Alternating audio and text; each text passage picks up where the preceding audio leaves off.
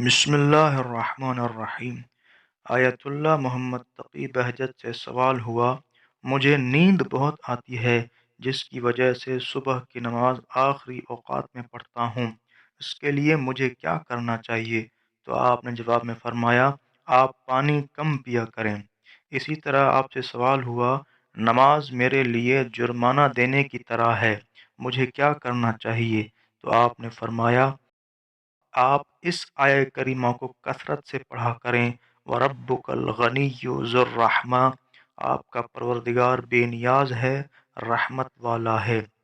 और इसी तरह सवाल हुआ, मैं चाहता हूँ कि नमाज में तमाम अज़कार को दर्क करूँ, समझूँ और उस नूर को दर्क करूँ और देखूँ ताकि उस नूर के ज़रिए हरकत कर सकूँ। तो आपने फ़रमाया, अपने आमाल को हुज़ूर क़ल्ब की शराइत के साथ अंजाम दें, उसके बदले में क्या किया जाएगा हमारे साथ मरबूत नहीं।